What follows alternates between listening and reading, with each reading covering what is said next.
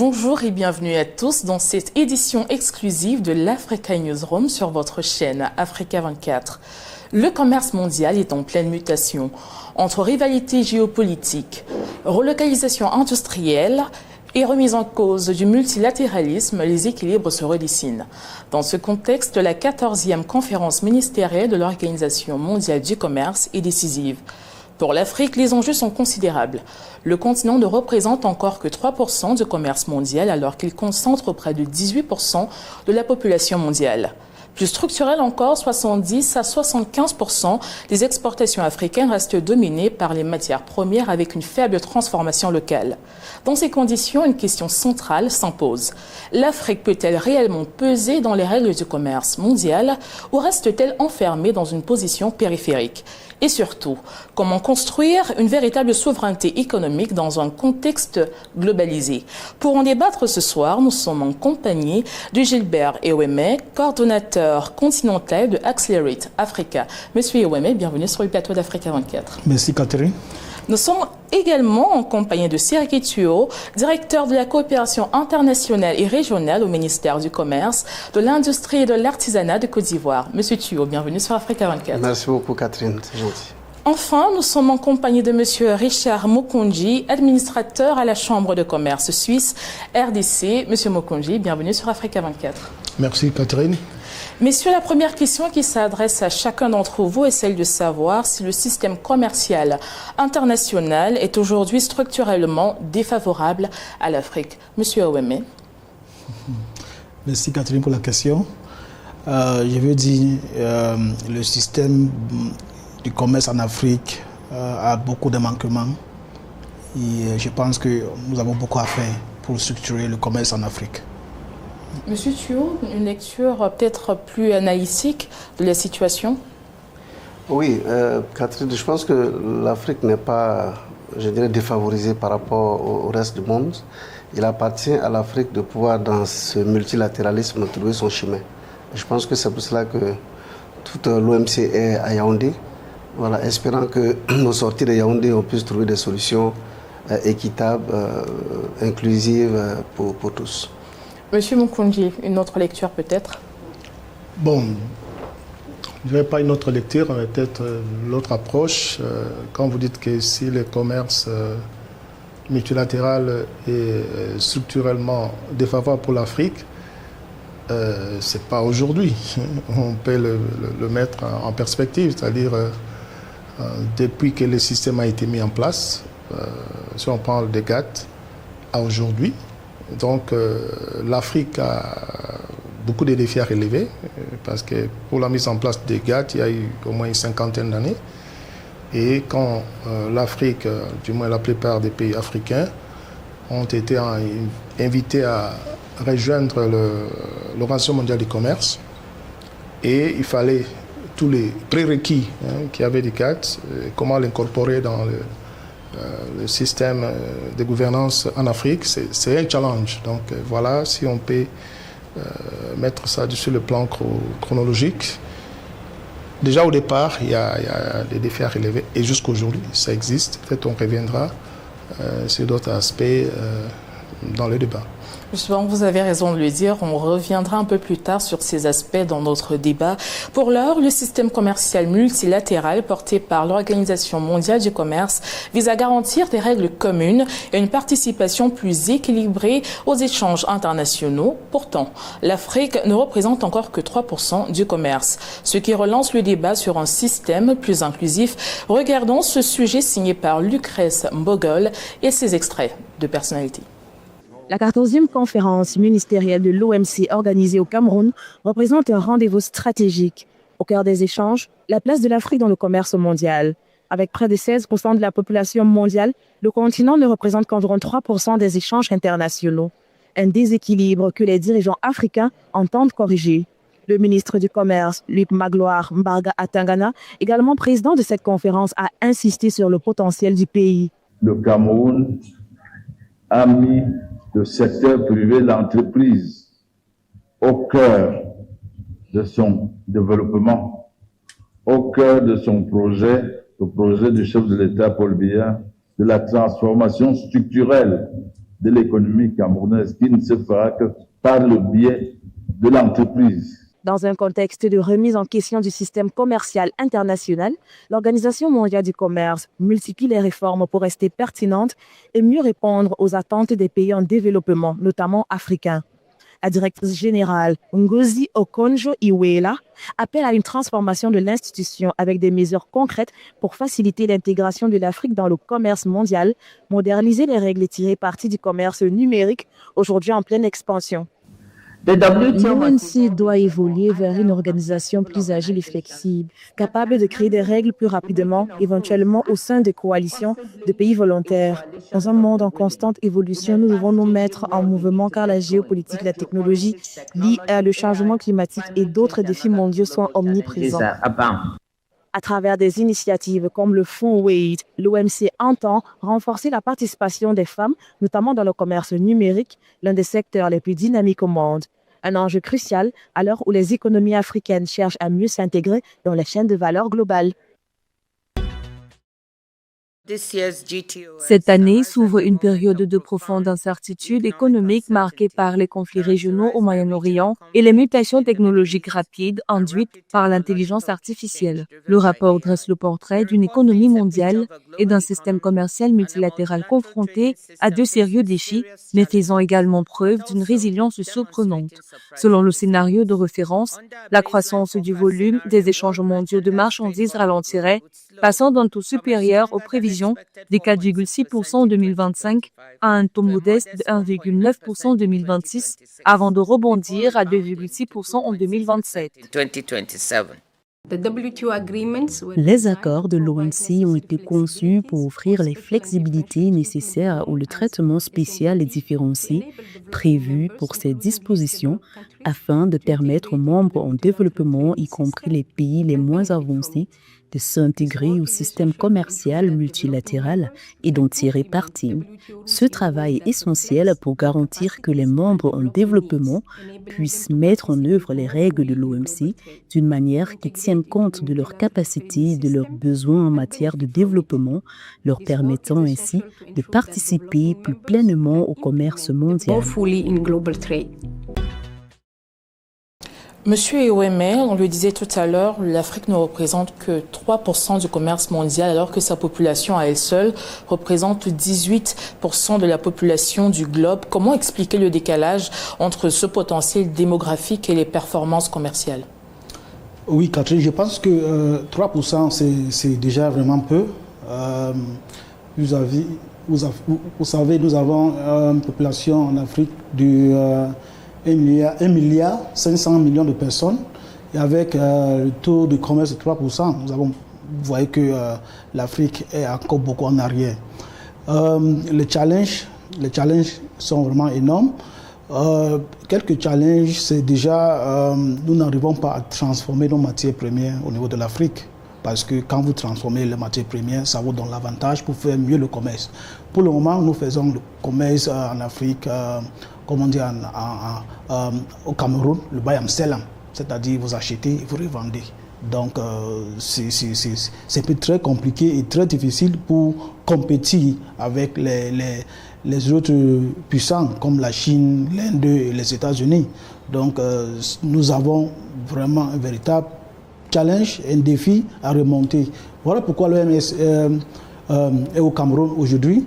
Et je pense qu'avec les recommandations concrètes, les recommandations clés, on pourra vraiment surmonter le pourcentage de 3%. Monsieur Thuot, plus de 70% des exportations africaines restent concentrées sur les matières premières. Pourquoi le continent peine-t-il encore à s'insérer dans les chaînes de valeur industrielles? Merci bien, Catherine. Avant de répondre à cette question, permettez-moi de dire merci à M. Khalil Konaté, le ministre du Commerce, de l'Industrie et de l'Artisanat, et à mon directeur général, M. Baba Touré, qui m'ont donc désigné pour participer à cette émission. Effectivement, vous l'avez dit, 70% des exportations africaines sont essentiellement des matières premières. Ce n'est pas faux, mais c'est une longue histoire. Une longue histoire parce que souvenez-vous, après les indépendances de bon nombre de pays africains, nous avons d'abord commencé avec, je dirais, une industrialisation rudimentaire qui était essentiellement celle des pays colonisateurs. Par la suite, on a commencé à mettre progressivement des industries locales dont le but était de produire, transformer dans les colonies et exporter vers les pays colonisateurs. Aujourd'hui, la situation a changé un peu. Elle continue de changer pour bon nombre de pays. Mais comme l'a dit mon collègue, il s'agit aujourd'hui de mettre vraiment l'accent sur la transformation, l'accent sur l'implication, n'est-ce pas, des Africains dans les différentes chaînes de valeur. Parce que, comme le disait le président Félix Houphouët-Boigny, tant que vous continuerez de vendre des matières premières, vous serez toujours sujet aux intermédiaires. Et je pense que c'est ce que l'Afrique vit. Elle en a suffisamment conscience aujourd'hui et elle est en train, à travers certaines organisations, certaines initiatives, de chercher à faire changer la donne. Je vous rappelle à toutes fins utiles que dans mon pays, la Côte d'Ivoire, en ce qui concerne le cacao, que vous savez dont nous sommes premiers producteurs, nous sommes partis d'environ 10% de transformation. En 2011, aujourd'hui, nous sommes à plus de 30% de transformation. Donc la situation change, mais elle ne se fera pas du jour au lendemain. Merci. Monsieur Mukundji, plusieurs États africains continuent de négocier individuellement leurs accords commerciaux avec les grandes puissances. Est-ce que cette fragmentation ne fragilise pas aujourd'hui la souveraineté économique du continent? Bon, d'abord, la souveraineté économique devrait se voir au niveau des pays. Qui dit souveraineté, dit cette capacité d'avoir une gouvernance sur ses ressources, les gérer, avoir une bonne gestion et éventuellement être en mesure de diversifier son économie et dépendre de moins en moins de l'extérieur. Or, si vous dites que les pays individuellement font ces commerces bilatéraux, ça n'exclut pas les échanges au niveau multilatéral parce que ce sont des accords complémentaires. Nous avons les accords bilatéraux, régionaux et multilatéraux. Et d'ailleurs, l'un des meilleurs exemples d'intégration au niveau Afrique, c'est la ZLECAf, la zone de libre-échange économique, qui est un outil qui pourrait éventuellement mener à terme à amener la souveraineté économique au niveau du continent et permettre aussi à ce que les pays africains puissent échanger entre eux. Les pays africains changent très peu entre eux. En termes d'échange, on est à peine, je ne sais pas, 25 ou 30%. Je parle de statistiques en tête, d'échanges intra-africains. Par contre, quand vous allez en Asie ou en Europe, on atteint 60% d'échanges, ce qui fait que ces économies-là sont plus intégrées que les économies africaines. Voilà. Donc le développement ne peut être qu'endogène, c'est-à-dire au niveau des pays et au niveau des continents, avoir des solutions orientées pour d'abord satisfaire les besoins propres du pays et pays de proximité. Prenons le cas du Congo-Kinshasa, par exemple, qui a fait un échange ou un accord bilatéral avec la Zambie pour mettre en place des industries pour les précurseurs de batteries. Les deux pays sont producteurs de minéraux critiques, comme on dit, mais ils ont voulu associer leurs compétences pour développer cette industrie-là. Donc ces accords-là ne peuvent être qu'encouragés. Même aussi avec les grands pays, enfin, industrialisés, ces accords-là ne vont pas désavantager l'accroissement du plan multilatéral. Mais c'est à surveiller parce que parfois, il faut lutter contre les asymétries qui se font quand parfois il y a ces échanges-là. Justement, vous parlez de la ZLECAf, une initiative très importante pour l'Afrique sur laquelle nous reviendrons un peu plus tard dans le débat. Mais je reviens à vous, Monsieur Thuot. Vous parliez tout à l'heure de la Côte d'Ivoire, qui est le premier producteur mondial de cacao, mais aujourd'hui capte un peu moins de 10% de la valeur de la chaîne chocolatière mondiale. Les règles actuelles du commerce permettent-elles vraiment de changer la situation? Oui, il faut dire que sur certains aspects, il y a des déséquilibres en termes d'accords commerciaux. Et comme je l'indiquais, c'est pour cela que l'OMC est ici à Yaoundé, en vue de réfléchir, n'est-ce pas, sur comment est-ce qu'il faut équilibrer le maximum possible en fait ces accords-là. Dans ce paquet, il y a un des aspects qui m'intéresse, c'est celui qui est relatif à l'investissement, qu'on appelle l'accord sur la facilitation de l'investissement. Donc vous voyez qu'à travers un tel accord, nous avons la possibilité en tant qu'Africains d'attirer, n'est-ce pas, des investissements directs qui permettront justement de pouvoir transformer substantiellement nos matières premières. Et il n'y a pas que la question de cacao, il y a aussi la question par exemple du coton. La question du coton qui est discutée maintenant depuis près de 25 ans, pour laquelle il n'y a pas à la date d'aujourd'hui une solution, je vais dire, claire. Donc il est également question en tant que pays producteur de coton de pouvoir attirer des investissements, des investisseurs qui permettront justement de pouvoir transformer, n'est-ce pas, ce coton-là en habits, en textiles, etc. Je crois que c'est le collègue qui parlait de la population africaine qui est aujourd'hui estimée à 1,4 milliard. Alors imaginez-vous que toute cette population africaine soit habillée par le coton africain fabriqué en Afrique. Non seulement cela crée de l'emploi, mais cela est également source de croissance et d'économie viable pour l'Afrique. Aujourd'hui, quand on parle d'Afrique, on voit surtout son capital ou son potentiel démographique. Vous l'avez indiqué tout à l'heure, M. Ouémé, et vous également, M. Thuo. L'Afrique, c'est 1,5 milliard de personnes et d'ici 2050, on projette 2,5 milliards d'habitants. Mais on parle très peu du capital naturel en termes de terres. L'Afrique, c'est près de 60% des terres arables du continent. Lorsqu'on sait que les grandes puissances consacrent plus de 500 milliards de dollars par an aux subventions agricoles, est-ce qu'on ne ferait pas mieux aujourd'hui, plutôt que de se tourner vers des chaînes de valeur industrielles, d'investir davantage dans l'agriculture en Afrique? Monsieur Thuo. Oui, merci bien. Je pense que dans le cas de ce sujet-là, l'Afrique y a suffisamment réfléchi et des initiatives ont été prises. Je pense qu'il y a la conférence de Luanda, si j'ai bonne mémoire, qui demandait, n'est-ce pas, aux pays africains d'investir ne serait-ce que 10% du budget, n'est-ce pas, de leur État dans l'agriculture. Je crois qu'il y a une autre décision de Kampala, voilà, qui allait dans ce sens-là.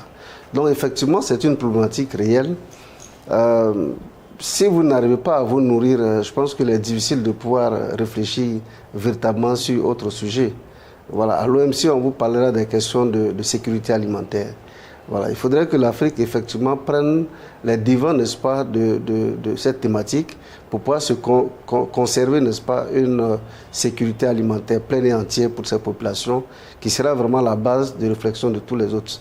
Et comme vous l'avez dit, l'Afrique compte 60% des terres arables. Et il faudrait que nous en soyons conscients, que nous puissions mettre, je dirais, des politiques en place pour permettre à chaque État non seulement de pouvoir produire, mais de pouvoir, dans le meilleur des cas, pouvoir exporter. Aujourd'hui, nous avons le cas de la situation, de la crise entre les États-Unis, l'Israël et l'Iran. Vous voyez qu'il y a de fortes chances que le prix de certaines denrées alimentaires, de l'engrais éventuellement, puisse augmenter. Mais si vous aviez la possibilité de produire cela sur le sol africain, je pense qu'on aurait beaucoup plus de risques et beaucoup plus de latitude de pouvoir faire face, n'est-ce pas, au développement de nos populations. Justement, cet élément de réponse que vous nous apportez me permet d'adresser la question suivante à M. Ouémé. Les crises géopolitiques dans le Golfe et en Ukraine perturbent les flux mondiaux et vous l'avez indiqué avec un risque important de voir les prix de l'énergie exploser ainsi que des matières premières. Quel impact ces crises ont-elles sur les économies africaines et quelle stratégie d'adaptation pourrait être mise en place selon vous? Bon, je ne suis pas trop expert quand on parle de crise politique et autres. Je pense que déjà, pour répondre très facilement à la question, comme le directeur disait, ça nous cause vraiment un véritable problème parce que jusqu'ici, on importe presque tout au niveau de l'Afrique. Nous avons le riz qu'on importe, nous avons les engrais et autres qu'on importe. Donc, déjà l'impact négatif sur la crise, ça peut vraiment nous permettre déjà sur une alimentation réduite. Vu que même ce que nous on produit, on n'arrive même pas déjà à transformer. Donc c'est vraiment un véritable problème. Je pense que l'Afrique, à travers l'Union africaine, peut également mettre l'accent sur comment gérer la crise, parce que je pense que la crise qui se mène déjà, vous allez voir que depuis quelques semaines, il y a les vols qui étaient arrêtés, qui étaient suspendus. Et ça nous crée vraiment un impact économique au niveau de l'Afrique, parce que les businessmen, les hommes d'affaires n'arrivent pas à voyager, ceux qui partent en Chine pour importer les diarrhées alimentaires et autres, ça nous revient plus cher. Merci. Monsieur Mokontu, est-ce que vous avez une autre lecture à ce sujet? Quelles sont les mesures d'adaptation que les gouvernements africains pourraient mettre en place pour contrer justement les conséquences de ces crises au niveau de l'Occident? Donc les crises, d'abord, il faut dire que c'est peut-être la troisième crise. Il y a eu d'abord la crise de Covid. On devait tirer des leçons déjà à ça. La crise de la guerre Ukraine, donc ça c'est une troisième crise. Normalement, on doit pouvoir anticiper. Et les États, normalement, c'est comment peut-être cette crise va toucher essentiellement l'énergie, comment les États devraient anticiper par rapport au stock, au niveau d'avoir des ressources énergétiques assez propres pour pouvoir pallier à cette question, anticiper. Et généralement, dans les cadres, par exemple, des produits pétroliers, les États, en tout cas prévenants, achètent avec anticipation. Donc peut-être la crise va intervenir un peu plus tard, dans 3 mois ou 6 mois. Mais généralement, les crises sont prévisibles. Et on a déjà eu, ça c'est la troisième en moins de 10 ans. Donc les États avertis peuvent pouvoir faire face. Et aussi nous permettre aussi en tant que pays d'Afrique d'intégrer les économies. Si on prend la crise de Covid, ça a montré qu'il faut parfois penser au commerce cycle court au lieu de penser des longues distances qui étaient entravées avec le pays. Enfin, sur le plan de transport, les bateaux ne pouvaient pas, comme maintenant c'est le cas. Donc, ça nous réconforte encore dans l'idée qu'on a développée ici, comment l'Afrique peut commercer entre elles, entre pays. Donc, proximité au niveau des accords bilatéraux, transfrontaliers et éventuellement au niveau des espaces sous-régionaux. Ça va permettre d'avoir un espace intégré d'échange qui pourra éventuellement permettre de faire face au choc extérieur.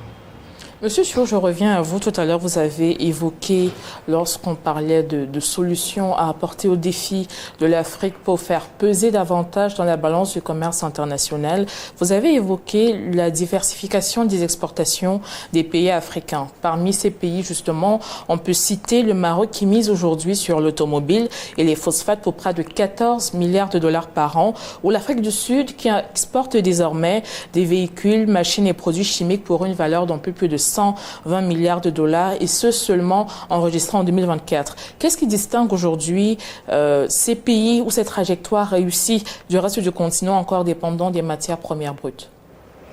Oui, la diversification, c'est vraiment un des éléments. Il y a d'abord la diversification et des produits et ensuite la diversification des partenaires.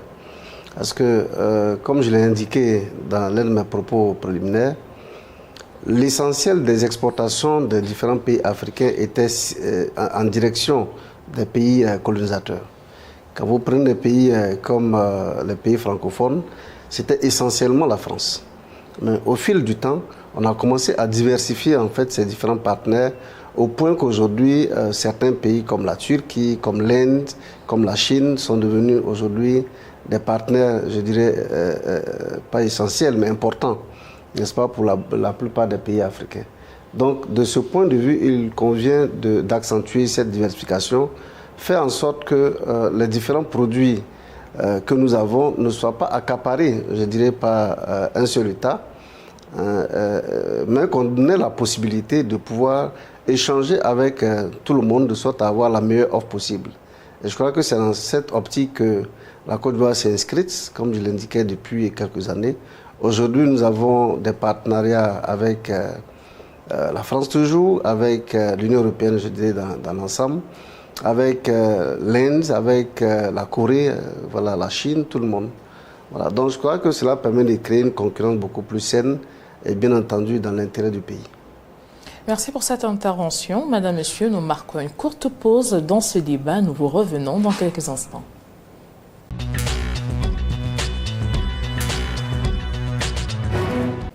Madame, Monsieur, merci de nous rejoindre sur ce plateau dédié au commerce international et la place que l'Afrique occupe dans celui-ci.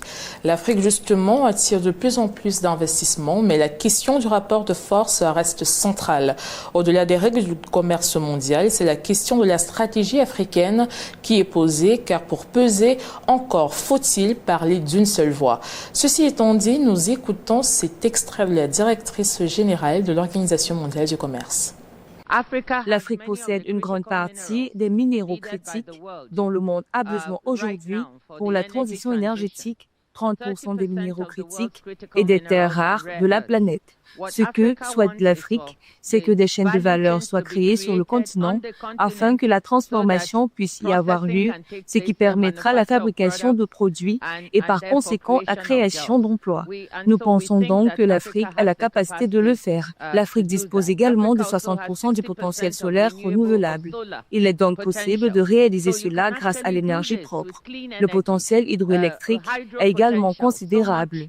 Nous pouvons exploiter tout cela.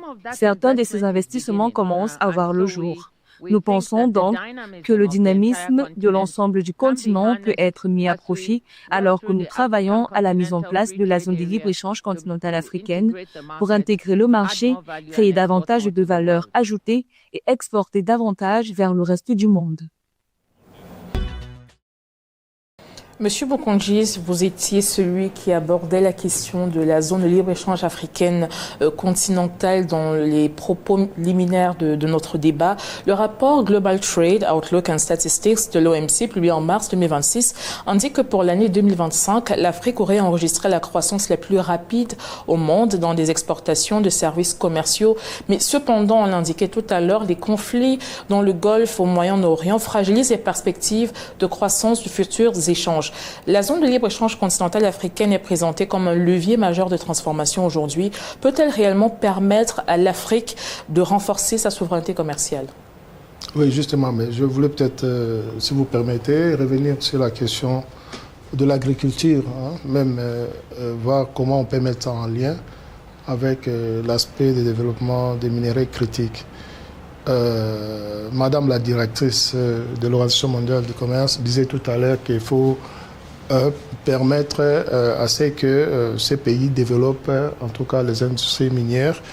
Mais il faudrait noter que les industries minières, ce sont où il y a des emplois, mais c'est des emplois qui demandent beaucoup parfois des qualifications et puis beaucoup de capitaux, contrairement dans l'agriculture où on peut avoir un port potentiel des emplois, c'est-à-dire pour de main-d'œuvre, c'est-à-dire beaucoup de gens dans l'agriculture. C'est là où il faut plutôt aussi dans la suite prôner la diversification. Alors, on parle bien sûr de ces statistiques, il y a croissance, mais il faut dire que cette croissance-là est appauvrissante, c'est-à-dire ce n'est pas inclusive. Voilà. Pour que une croissance inclusive permet à ce que les gens aussi puissent avoir des emplois, puissent peut-être être impliqués dans cette croissance, au lieu que ça soit uniquement sur le plan statistique, sur le plan peut-être des exportations. Faut-il qu'il y ait une valeur qui est localement produite, parce que ça va permettre à ce que les gens retrouvent de l'emploi et que ces gens-là puissent être salariés, puissent peut-être bénéficier de cette croissance, ce qui n'est pas le cas pour la plupart des pays d'Afrique, dont il faut les souligner. Il y a au moins 35 pays, ou 33, je ne sais pas, qui sont pays les moins avancés. Et si vous suivez ces concepts-là sur le plan sémantique, ce sont ces pays aujourd'hui moins avancés qui étaient des pays dépendants. Et quand on a fait les règles, ces pays-là n'y étaient pas. Après les indépendances, ils sont entrés et dépendants, ils sont devenus moins avancés. Bon, sémantique, là, ça dit ce que ça dit. Ils sont avancés, mais moins. Mais si on les traduit dans chacune des langues ici, vous verrez que ce n'est pas une qualification vraiment à entendre. Et cet état va peut-être permettre à certains pays à rester dans la dépendance de production de matières premières. Or, ce qu'il faut aujourd'hui développer, ce sont les capacités productives. Non seulement les matières premières, mais d'autres aspects institutionnels et surtout le capital humain qui peut permettre à ce qu'il y ait transformation. Vous allez voir, vous avez cité l'exemple de l'Afrique du Sud. Pourquoi l'Afrique du Sud est assez développée?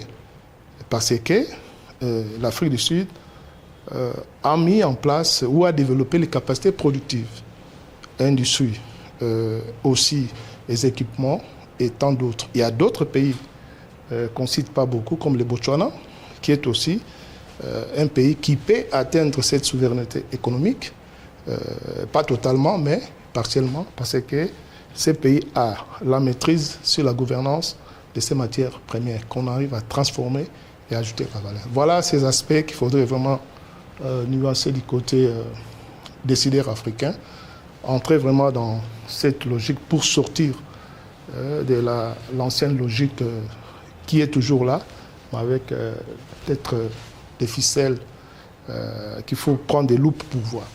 Oui, mais jusqu'ici, on parle de l'Afrique comme un ensemble de pays, d'entités nucléaires. Mais si on revient à la question de la ZLECAf aujourd'hui, comment est-ce que cette entité ou alors cette initiative continentale africaine peut amener à renforcer notre souveraineté africaine aujourd'hui, notre souveraineté économique et même commerciale? Oui, effectivement, parce qu'il y a eu des négociateurs étatiques. Aujourd'hui, il faut impliquer le secteur privé pour appliquer ces règles. L'État régule, mais ce n'est pas l'État qui fait le commerce, ce sont les entreprises. Donc il y a encore un gap. La ZLECAf a mis en place les règles.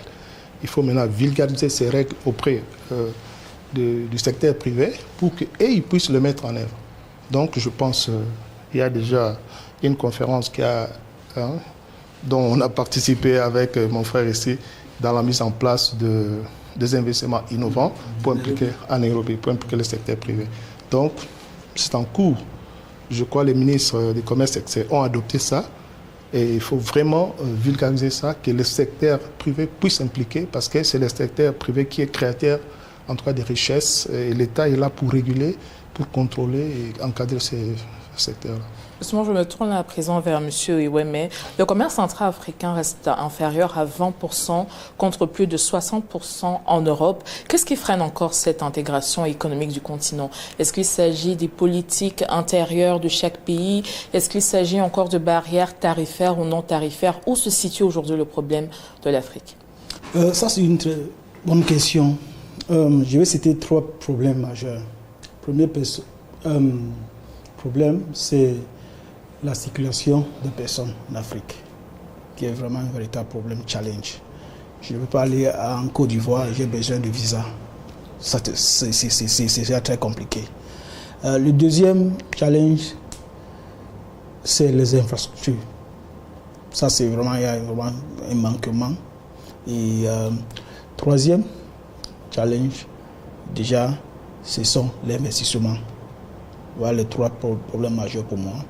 Et je pense que jusqu'ici, la ZLECAf a toujours un véritable problème pour l'implémentation de la ZLECAf. Le professeur disait tantôt, c'est le secteur privé qui doit implémenter la ZLECAf. Mais nous avons combien d'industries au niveau de l'Afrique? 90% du secteur privé, ce sont les start-up, les PME. On doit les transformer en champions pour créer les industries. Si on ne crée pas les industries, on n'a pas la ZLECAf. La ZLECAf ne peut pas être implémentée. Donc le secteur privé est vraiment le moteur de la transformation et l'implémentation de la ZLECAf. Donc je pense que l'Union africaine déjà et les gouvernements en Afrique doivent déjà commencer par la libre circulation des personnes et la libre circulation des biens. Jusqu'ici, vous voyez, les blocs régionaux n'arrivent même pas à bien fonctionner. Et comment vous espérez que la ZLECAf va bien marcher? Donc, l'Union africaine jusqu'ici a vraiment un véritable challenge. Je parlais de l'investissement. Il disait, on était à Nairobi l'année passée où la ZLECAf veut mettre sur pied un fonds d'investissement pour les startups. Ça, c'est les initiatives qu'on a besoin. Et pour un jeune, un start-upper, un chef d'entreprise, pour lever les fonds pour son entreprise, c'est un véritable problème, vu que les banques même n'arrivent pas à donner les crédits aux jeunes parce qu'ils n'ont pas de garantie. Donc l'investissement, c'est vraiment un véritable challenge au niveau de l'Afrique aussi, pour mieux faire le commerce. Et la dernière chose que je redis, c'est au niveau de la transformation digitale. Vous voyez, je peux faire un business entre le Cameroun et le Nigeria, le Cameroun et le Côte d'Ivoire. Pour expédier, ça peut être un peu facile, mais le système de paiement est encore très compliqué. Très compliqué. Donc on doit travailler vraiment sur ce système, le système de paiement, surtout pour les startups. C'est un véritable challenge. Donc, je vais m'arrêter là. Merci. Je pense qu'Afreximbank, justement, avec la ZLECAf, a mis sur pied le système de paiement PAPS qui commence déjà à permettre, à faciliter. Je disais tantôt que le secteur privé, c'est au moins 90%. Le PAPS, là, c'est les 10% là qui utilisent. Donc, les 90% des PME et des startups là n'arrivent pas toujours à utiliser cette plateforme. Est-ce qu'il y a là un souci d'accès à l'information ou alors c'est de la volonté même des entreprises concernées ou des gouvernements de s'imprégner de ce type de plateforme? Je pense que la plateforme est pour, comment dire en anglais, Captain of Industries, pour les industries. Donc, les petits Bayam Selam là n'arrivent pas, ils ne peuvent pas utiliser cette plateforme. C'est encore facile. Je faisais une transaction avant-hier avec un de mes partenaires au Rwanda où il voulait m'envoyer l'argent. Et je lui ai dit non, je veux l'argent tout de suite au Cameroun. Il a dit, je fais un transfert bancaire. Je lui ai dit non, ça va prendre au moins 2-3 jours. L'option qu'on a utilisée, c'est il a fait de Momo, de MTN Rwanda en MTN Cameroun, pas Momo. Et immédiatement, j'ai reçu l'argent. Mais si je veux faire une transaction RDC, est-ce que ça peut passer? Donc voilà le système où on peut vraiment renforcer pour faciliter les paiements des biens et services pour les startups en Afrique. Monsieur Thuo, vous avez entendu Monsieur Eweme, 3 problèmes surviennent. On parle des problèmes de circulation qui, eux, s'apparentent à des problèmes de protectionnisme, encore de souveraineté étatique. On a des problèmes d'infrastructure. On ne parle pas seulement d'infrastructure routière ou aérienne, mais également d'infrastructure digitale. Est-ce qu'on peut investir aujourd'hui? Est-ce qu'on peut développer le commerce africain si on n'a pas de route, si on n'a même pas le capital énergétique suffisant pour pouvoir couvrir justement sur le plan digital le commerce entre nous? Très bien, Catherine. Alors, vous voyez, les chefs d'État africains ont suffisamment pris, je dirais, la mesure de la situation de l'Afrique en termes de développement du commerce. Et c'est pour cela que la ZLECAf est née. La ZLECAf est née en prenant en compte l'ensemble de ces préoccupations-là qui ont été exprimées. Ce qu'il a dit, les questions des infrastructures, que ce soit routières, ferroviaires, digitales, les questions de libre circulation des personnes, je pense que l'ensemble de ces éléments ont été pris en compte dans les différents protocoles de la ZLECAf. Même le protocole femmes et jeunes, voilà, qui vise donc à impliquer le maximum possible de jeunes et de femmes dans les transactions commerciales. Donc, en un mot, les réflexions ont été déjà faites.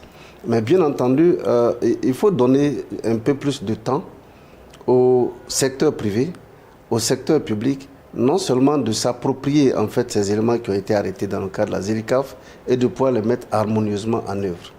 Parce que quand vous prenez même le cas, je dirais, d'un enfant, il naît d'abord bébé, ensuite il va marcher, ensuite il va courir, il va devenir un adulte. Donc je comprends, je veux dire, que tous les Africains soient pressés de voir que les échanges intra-africains atteignent par exemple 50%, 60%, etc. Mais cela viendra avec le temps. Sur le plan, par exemple, des infrastructures, effectivement, le problème il est réel. Parce qu'on dit, je pense que la directrice générale du commerce, enfin, l'OMC l'a dit, en Afrique, le commerce coûte cher. Mais quand on dit le commerce coûte cher, c'est facile à entendre. Mais il faut revoir pourquoi le commerce coûte cher. D'abord, depuis le bord champ. Vous avez une marchandise, je dirais, au fin fond de votre village. Comment est-ce qu'il faut sortir cette marchandise? Ça peut être de la banane, ça peut être du cacao, ça peut être du maïs, etc. Comment est-ce que vous le sortez de votre champ pour qu'il soit, je veux dire, transformable? Ça, c'est la première des difficultés. Donc les États africains, chacun en ce qui le concerne, devraient pouvoir prendre des initiatives en vue de parer, n'est-ce pas, à cette difficulté. Deuxième des choses, les infrastructures, je dirais, inter-États. Et je voudrais vous dire que chez nous, par exemple en Afrique de l'Ouest, vous avez le corridor Lagos-Abidjan, qui est l'un des corridors les plus fréquentés en matière de commerce. Donc ce qui est en train d'être fait, c'est de faire une autoroute qui part depuis Lagos jusqu'à Abidjan. Voilà. Et également une autoroute qui part de Praia au Cap-Vert, passant par le Sénégal jusqu'à Abidjan. Je peux vous assurer qu'en ce qui concerne la Côte d'Ivoire, nous avons déjà l'autoroute de Lagos qui est très avancée. Celles également qui part jusqu'au Burkina, au Mali, sont très avancées. Donc, c'est vraiment, je dirais, des activités, du moins, en travaillant de façon structurelle sur le long terme, qu'on parviendra à trouver un certain nombre d'éléments. Et pour terminer, la question des barrières non tarifaires. Ça, c'est vraiment un des éléments les plus importants pour le commerce intra-africain. Il a parlé des différents CER, les communautés économiques régionales, à l'intérieur desquelles il y a une certaine intégration. Mais que ce soit à l'intérieur de ces CER, que ce soit intra-CER, il faut dire que les barrières non tarifaires à la date d'aujourd'hui sont encore élevées. Ce qui m'amène dans certaines conférences que j'ai animées, de dire aux gens, vous avez décidé de faire une intégration. L'intégration, c'est un peu comme un mariage. Lorsque vous êtes en vie de couple, vous avez deux options. La première, c'est que vous êtes beaucoup communicatif et vous vivez certainement plus heureux. Mais quand vous jouez les cachotiers, vous avez la possibilité encore de rester ensemble, mais vous risquez de vivre mal. Et c'est malheureusement ce que les intégrations africaines sont. On est ensemble, mais on ne joue pas franc jeu. Et quand on va vous sortir le lot des barrières non tarifaires à l'intérieur d'une CER, vous allez vous demander est-ce que vraiment l'Afrique est prête à commercer entre elles. Je pense que c'est des problématiques sur lesquelles les ministres en charge du commerce, les chefs d'État travaillent de sorte à donner des instructions fermes pour leur dire si vraiment vous voulez qu'on aille à une intégration véritable, actrice de croissance, il faudrait que nous soyons francs, nous jouons franc jeu et que nous allégeons, n'est-ce pas, les échanges commerciaux en diminuant bien entendu le coût du commerce entre Africains. Monsieur Mukunji, tout à l'heure, vous avez indiqué que l'Afrique, ce n'est pas seulement le commerce multilatéral, c'est aussi le commerce régional et local. Mais aujourd'hui, l'Afrique attire de plus en plus d'investissements étrangers, notamment de la Chine, la Turquie ou des pays du Golfe. Ces partenariats favorisent-ils réellement la transformation locale du continent? Bon, ça, il faut voir ça dans la durée. Ça vient effectivement d'être mis en place. Bon, pour la Chine, on peut dire quand même il y a certains faits qui sont prouvés, notamment l'appui sur le plan des infrastructures. La Chine a quand même accompagné beaucoup de pays par rapport aux infrastructures. Et pour le Congo, par exemple, nous avons eu des contrats avec la Chine. Et ces contrats ont été révisés. C'était minerai contre infrastructure pour permettre à ce que les entreprises chinoises ou l'État chinois puissent permettre à l'État congolais d'avancer sur le plan des infrastructures. Il y a aussi les Émirats arabes unis qui ont signé dernièrement un accord bilatéral entre la RDC et les Émirats arabes unis. C'est un accord bilatéral qui va prendre en compte certains aspects. Et ces accords, normalement, ça permet peut-être de faire avancer les pays. Et le cas du Congo, là, il devait y avoir une mise en place d'une transformation de l'or, c'est-à-dire arriver à raffiner l'or sur place. Donc ça peut donner un coup de pouce. Mais il reviendrait toujours au gouvernement, à l'État, d'avoir la marge de piloter cette politique-là. Parce que les intérêts, les États, chaque État cherche son intérêt. Dans les contrats, on doit trouver où est-ce qu'il y a les gains. Mais ces gains puissent être gagnant-gagnant, comme notre président de la République aime de le dire, le président Félix Antoine Tshisekedi, qui dit que les accords doivent être gagnant-gagnant. Et si ces accords sont gagnant-gagnant, ça peut permettre à ce que ces États puissent avancer sur le plan des échanges. À l'horizon 2050, l'Afrique pourrait devenir l'un des principaux pôles de croissance mondiale. Monsieur Ewa, mais quelles décisions structurelles doivent être prises dès aujourd'hui pour transformer le potentiel démographique de l'Afrique en véritable puissance? Je pense que la première chose, ce sont les infrastructures. On a parlé de ça. Deuxième chose, c'est la transformation de nos matières premières. Et la troisième chose, c'est la formation de nos jeunes et femmes. Parce qu'il a parlé des accords avec la Chine, mais si vous voyez tous ces investissements et autres, la Chine vient avec les experts. Il n'y a pas le transfert de technologie. Donc on a vraiment besoin de ça. Ça, pour moi, c'est les trois principales choses majeures qu'il faudra vraiment pour transformer l'économie de l'Afrique. Et je dis toujours, quand je parle toujours de l'Union africaine, parce que c'est eux qui ont la clé. C'est l'Union africaine qui a la clé de la transformation de l'économie au niveau de l'Afrique. Vous voyez juste ici, eux-mêmes, ils ont des challenges au niveau des investissements. L'Union africaine dépend toujours des aides. Et l'Afrique n'a plus besoin des aides. Si vous faites une évaluation, vous allez constater que presque 70% des fonds de l'Union africaine viennent des aides. Et nous n'avons pas besoin de ça. Vous ne pouvez pas espérer que le continent doit émerger avec les aides. Donc, voilà pour moi les 4 choses clés pour dire on va transformer l'Afrique. Parlons aussi des systèmes énergétiques au niveau de l'Afrique. Il y a les pays juste ici qui n'ont pas d'électricité. Comment vous voulez que le secteur privé émerge? Il n'y a pas la lumière. Une maman qui vend son poisson au marché à 24 heures sans lumière, c'est compliqué. Une maman qui n'arrive pas à acheter la connexion de 500 francs pour faire ses transactions en ligne, pour aller sur Facebook faire le boost. Donc la digitalisation aussi au niveau de l'Afrique, c'est une phase aussi très, très, très importante pour la transformation économique de l'Afrique. Monsieur Thiou, est-ce que vous souhaitez rebondir sur cet élément de réponse qu'il nous apporte? Oui, je pense que je vais abonder dans le même sens que lui. L'un des premiers éléments sur lesquels il faudra mettre l'accent, c'est vraiment la formation. Et ça, il a relevé.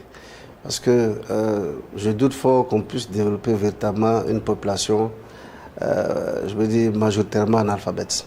Et aujourd'hui, bien des populations africaines, je veux dire, sont analphabètes de la digitalisation. Or, c'est aujourd'hui avec la digitalisation qu'on peut facilement développer en fait nos différents comportements. Donc si je devais citer en termes de priorité, je mettrais l'accent sur la formation des jeunes. Parce qu'il ne s'agit pas d'être en grand nombre et ne pas pouvoir contribuer. Maintenant, l'autre chose, c'est, je dirais, un peu même je dirais d'éducation. Parce que si vous êtes du côté du privé ou même de l'administration simple, vous vous rendrez compte que l'État, dans nos États, on a souvent du mal à faire certaines choses parce qu'il faut bien que l'État trouve les fonds ailleurs pour pouvoir faire ces investissements dont rêve non seulement l'État, mais aussi la population. Mais quand il s'agit, par exemple, de la fiscalité, vous êtes d'accord avec moi que bon nombre de pays africains ont du mal à collecter, n'est-ce pas, cette fiscalité dans les différents pays. Par exemple, chez nous, en termes de UEMOA, l'Organisation économique et monétaire ouest-africaine, le niveau de fiscalité, je pense qu'on doit tourner encore autour de 13%, 17%, quelque chose. Alors, ce qui est encore très bas. Donc, le taux de pression fiscale est encore, je dirais, un peu bas. En termes simples, beaucoup de citoyens ne payent pas leurs impôts. Et je pense que ça aussi, il faut pouvoir éduquer les populations sur ça pour qu'elles comprennent la nécessité de le faire. Parce que personne ne viendra développer ni nos pays, je dis respectivement, ni l'Afrique à notre place. C'est notre bien le plus précieux. Il faudrait que chacun y mette ce qu'il peut et l'État, à son niveau, pourra faire, n'est-ce pas, une coordination. Voilà ce que je voulais dire là-dessus. Je vais rebondir. L'État parlait des impôts. Ça, c'est un aspect très, très important. Pourquoi, est-ce que vous avez fait un constat, pourquoi les jeunes, pourquoi les entrepreneurs ne veulent pas payer les impôts? La majorité des pays africains, quand on paie les impôts et on détourne, ça ne nous encourage pas à payer les impôts. Moi, je suis également du secteur privé. Et surtout quand il n'y a pas un système de gouvernance, ça devient très compliqué. Je prends le cas du Rwanda où je maîtrise beaucoup. Ils ont un système digital très très attractif où vous ne pouvez même pas tricher les impôts. Vous devez payer. Et de deux, quand ils paient même les impôts, ils voient les impacts sur les impôts, sur les infrastructures et autres.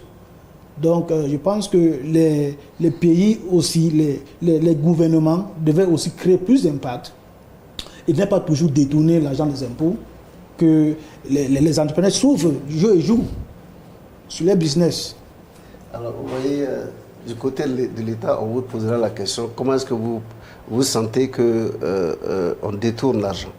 Je pense qu'il faut être un peu plus sérieux dans le débat. Chacun devra faire ce qu'il a à faire. Je prends le cas de la Côte d'Ivoire que je maîtrise le plus. Quand vous quittez par exemple Abidjan et vous roulez sur plus de 600 km sur une voie toute bitumée, je pense que même si vous n'avez pas été à l'école, vous devez comprendre à quoi servent en fait les impôts que vous payez. Et ça, c'est vraiment très important parce que tant qu'on n'arrive pas à le faire, vous convenez avec moi qu'on va rester tous chacun à se plaindre. Moi, je n'arrive pas à sortir, par exemple, ma noix de cajou, je n'arrive pas à sortir mon riz, je n'arrive pas à faire ceci. L'État, de l'autre côté, il va peut-être s'endetter. Encore, les mêmes populations vont dire, oui, l'État s'endette et on ne voit rien, etc., etc. Donc, c'est un projet commun pour lequel il faudrait que chacun y joue sa partition. Et c'est pour cela que je demande à ce que chacun contribue autant qu'il peut. Parce que tous ceux qui tournent autour de l'Afrique, je pense que Catherine l'a dit, aujourd'hui l'Afrique est prospectée pratiquement par toutes les grandes puissances. Personne ne le fait parce que nous sommes beaux, parce que nous sommes Cameroun, nous sommes Côte d'Ivoire. On le fait parce qu'ils ont des intérêts. Et comme le disait le premier président de la Côte d'Ivoire, l'Afrique recèle des matières premières. Nous devons en avoir conscience et prendre toutes les dispositions utiles, à quelque niveau que vous soyez, de sorte à ce que ces matières premières soient exploitées de façon rentable au profit des Africains. Et voilà un peu ce que je pense sur la question. Peut-être M. Moukoundji avait un élément de réponse complémentaire. Effectivement, souligner que digitalisation, oui, mais aujourd'hui, on dénombre des analphabètes numériques énormes. Donc, il faudrait souligner le capital humain qui est cette formation continue et aussi souligner l'aspect institutionnel, c'est-à-dire l'aspect des structures étatiques qui encadrent, non seulement, mais aussi du côté des entreprises qui font aussi les affaires. Mais regardez l'accompagnement des zones universités. C'est aussi négligé. Il n'y a pas parfois entente entre l'État, peut-être les entreprises et l'université dans le cas d'encourager l'innovation pour permettre à ce qu'on amène des solutions innovantes. Les nombres n'est pas vraiment un frein, c'est plutôt un défi. La Chine aujourd'hui est puissante, c'est à cause des nombres. Faudrait-il le souligner que la Chine est entrée à l'Organisation mondiale du commerce à peine 20 ans. Donc, les règles de l'OMC en soi ne sont pas mauvaises. Il faut les maîtriser. Les maîtriser, tout ce qu'on demande à l'OMC, c'est être gardien de ces règles, permettre à ce qu'il y ait rétablir cet organe de règlement des différends et protéger en tout cas les petits pays. Et si les petits pays maîtrisent ces règles-là, ils peuvent s'en sortir. C'est comme le foot, hein, les 11 règles du jeu. Vous savez, les grands pays, parfois, ils se font battre par les petits. Et la Chine en a prouvé. 20 ans entrant à l'OMC, ils maîtrisent les règles que même les grandes puissances comme les États-Unis, qui est même arrivé à bloquer l'organe de règlement des différends. Parce que quand il y avait différends, la Chine remportait toujours. Donc ça, c'est aussi, en tout cas pour les États africains, et surtout, amener les modèles africains de développement, pas le contraire.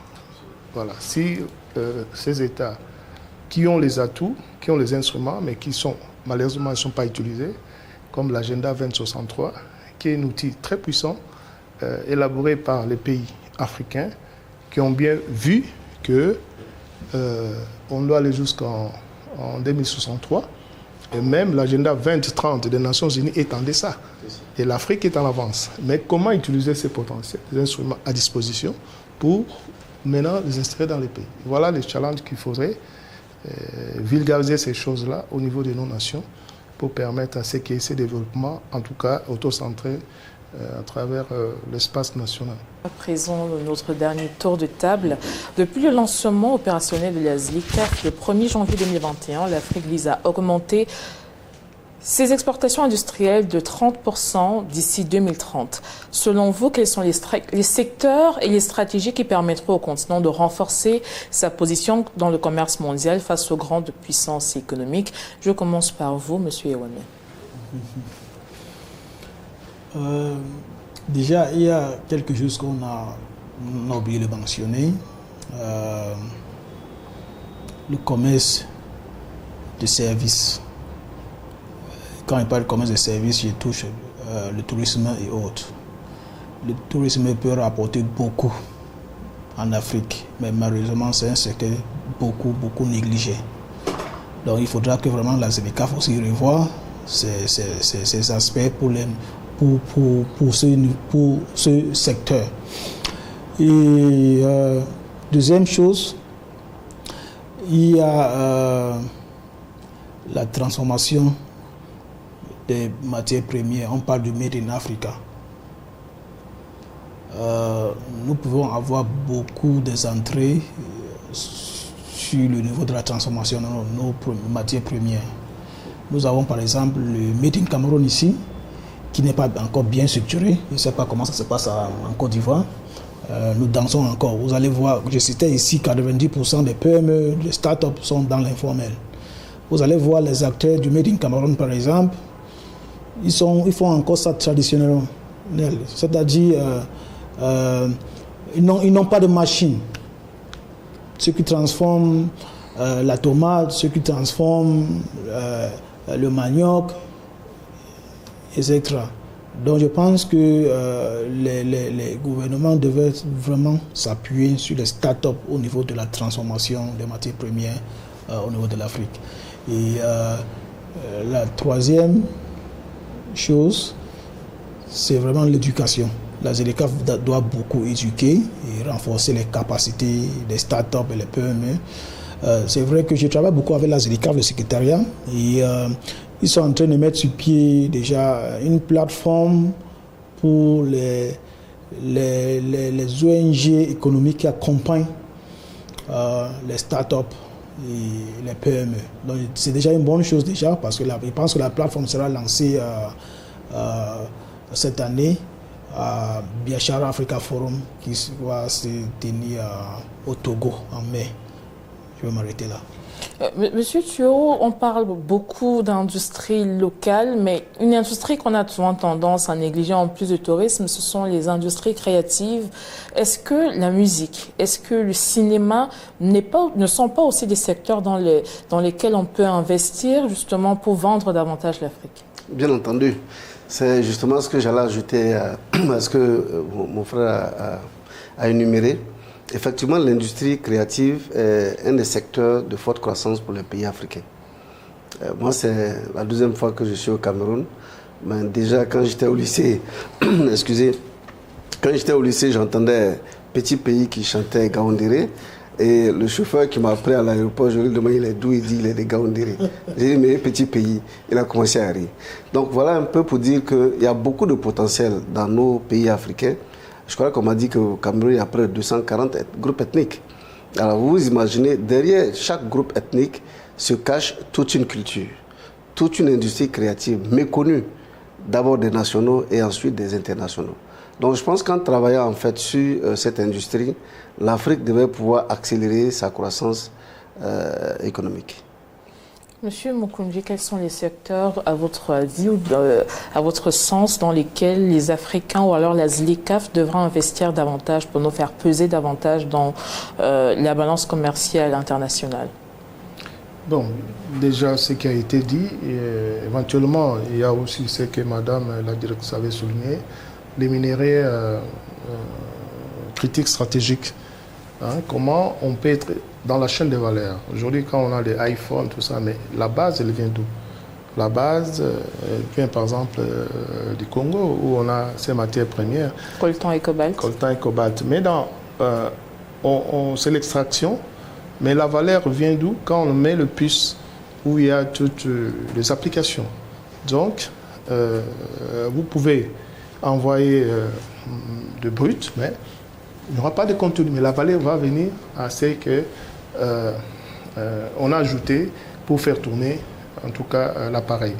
Aussi, cette industrie-là, avec les accords qu'il y a donc, entre pays, pour se mettre ensemble dans la chaîne de valeur. Je voudrais aussi souligner quelque chose par rapport à ce qui a été dit pour l'industrie au niveau africain, c'est les règles d'origine. Parce qu'au niveau de la ZLECAf, on est en train de voir comment permettre à ce qu'un produit soit originaire de cet espace pour s'échanger facilement. Donc c'est une question qui mérite d'être vraiment débattue, pour ne pas permettre qu'il y ait des déversoirs des produits importés dans cet espace-là.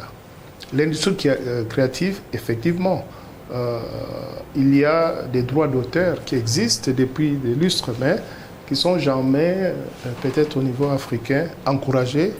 Et j'en connais quelque chose, moi qui viens du Congo-Kinshasa, qui est un grand pays à potentiel de créativité dans cet aspect-là, mais on manque peut-être sur le plan national, des industries de musique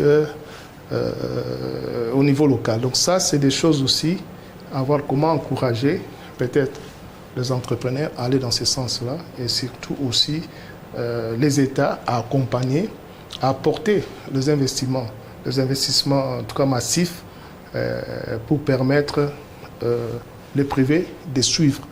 Parce qu'il y a des aspects où les privés ne peuvent pas investir. Mais si l'État donne les citations, dans le cadre par exemple des zones des zones économiques spéciales, vous allez voir, les entrepreneurs vont venir pour permettre de s'implanter et faire accroître les activités. Ce débat nous a montré que la souveraineté économique de l'Afrique ne dépend pas uniquement des règles du commerce mondial, mais aussi de sa capacité à s'industrialiser et à parler d'une seule voix. Monsieur Gilbert Eweme, coordonnateur continental d'Accelerate Africa, Monsieur Siri Ketuo, directeur de la coopération internationale et régionale au ministère du Commerce de Côte d'Ivoire, Monsieur Richard Mokunji, administrateur à la Chambre de commerce suisse RDC. Merci à chacun d'entre vous pour vos analyses. Merci à vous, chers téléspectateurs, pour votre fidélité. À très bientôt pour un nouveau numéro de l'Africa Newsroom. Mais d'ici là, tout de suite, une nouvelle édition de l'actualité africaine sur Africa 24.